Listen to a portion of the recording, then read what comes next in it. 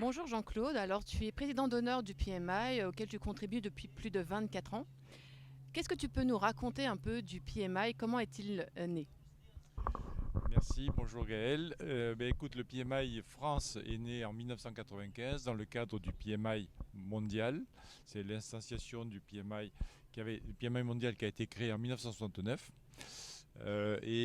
En France, 1995 est une date importante parce que c'était la première instance en France qui rapidement s'est déployée sur le territoire et on avait trouvé que c'était une bonne idée, avec l'aide de PMI, de développer des chapitres. Et en deuxième date importante, c'est en 2000, avec la création de 5 chapitres dans les 2-3 années qui ont suivi, pour être présent un peu partout sur le territoire.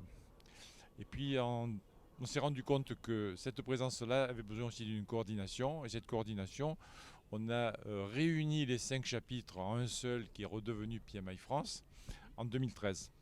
Et pour arriver à cette réunification, il y a eu des étapes intermédiaires qui ont aidé à fédérer et à bien communiquer sur le PMI. C'était en 2002 le festival du management de projet qu'on a fait à Cannes. Et en 2012, l'équivalent du festival du management de projet qui était un congrès PMI Europe qu'on a fait à Marseille, dans lequel tous les chapitres se sont engagés devant le PMI mondial à recréer le PMI France. Donc ça, ce sont les événements importants qui ont aidé à la connaissance, à la réputation et au déploiement du project management et du PMI en France. Très bien, donc après ce petit historique, est-ce qu'on pourrait retenir quand même quelques dates clés de tout ce que tu viens de dire?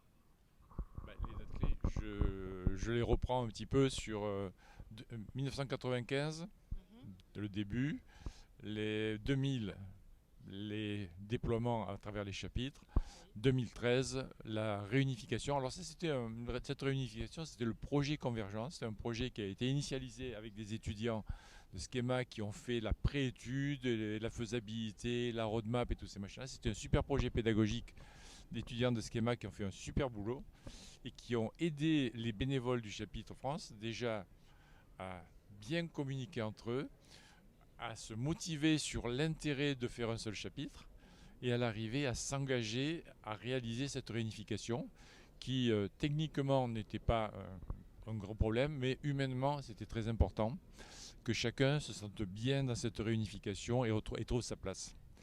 Donc c'était un très beau projet qui a pris presque 3 ans, mais il fallait bien écouter les gens, il fallait bien comprendre les avantages, les inconvénients et traiter les réticences pour que ça soit un succès. Et on se retrouve maintenant, donc 9 ans après. On ne se pose plus la question si on doit faire un chapitre, 2 chapitres, 3 chapitres, un seul chapitre avec beaucoup de branches. Ça nous convient bien. C'est à nous de bien le faire marcher.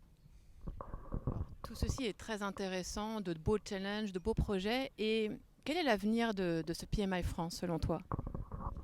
L'avenir du PMI France, c'est l'avenir du project management. Donc, pour moi, c'est une compétence essentielle. Comme dans les entreprises, il y a les compétences finances, ressources humaines et compagnie. C'est une compétence à part entière, que le soit waterfall, agile, hybride ou compagnie. La notion de projet va toujours exister et la notion de méthode, outil pour rendre les projets plus efficaces et plus performants vont toujours exister. Donc, les standards de PMI, les certifications de compétences de PMI également sont vitales. On peut le constater dans les adhésions, les certifications et tout ça. Charge à nous de continuer à faire savoir l'importance, l'utilité pour continuer à supporter et accompagner tous les chefs de projet. Eh bien, merci beaucoup pour ce super témoignage.